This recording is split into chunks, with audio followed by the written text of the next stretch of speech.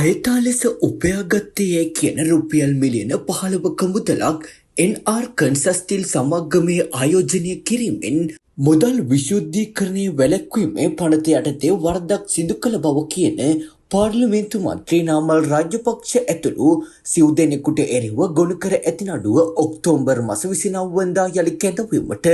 කොළඹ ප්‍රධාන මහේස්ත්‍රාත් අසංග එස් බෝදරගම් මහතා අද නියෝග කරන ලදී. සිද්ධියට අදාළව පෞද්ගලික බැංකු දෙකක ගිණුම් පරීක්ෂා කර විස්තර ලබා ගැනීමට තිබෙන බැවින් ඉදිරි දිනයක් ලබා දෙන ලෙස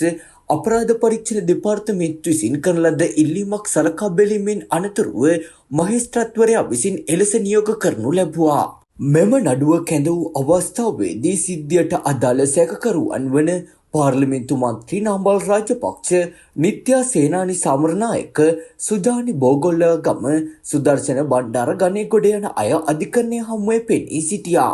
මෙම සිද්ධියට අදාළව විමර්ශන සම්බන්ධයෙන් උද්දෘත නීතිපතිවරයාට යොමු කර ඇතත් මෙතෙක් නීතිපති උපදෙස් ලැබී නොමැති බව අපරාධ පරීක්ෂණ දෙපාර්තමේන්තුව පෙර නඩු දිනේදී අධිකරණයට දන්වා තිබුණා. ඉදිරිපත් වූ කරුණු සලකා බැලූ මහේස්ත්‍රාත්වරයා සිද්ධියට අදාළ නඩුව ඔක්තෝබර් මාස 29 වෙනිදා කැඳවීමටත් එදිනට විමර්ශන කටයුතු වල ප්‍රගතිය අධිකරණයට දැනුම් දෙන ලෙසත් නියෝග කරන ලදී. රුපියල් මිලියන 15ක මුදලක් සාපරාධී සාවද්‍ය පරිහරණය කර මුදල් විශුද්ධීකරණය කළ බව සඳහන් කරමින් 2015 7/28 දින දූෂණ විරෝධී හඬ කැඳවුම්කරු වසන්ත සමරසිංහ විසින් මූල්‍ය අපරාධ කොට්ටාසය වෙත කළ ලද පැමිණිල්ලක් අනුව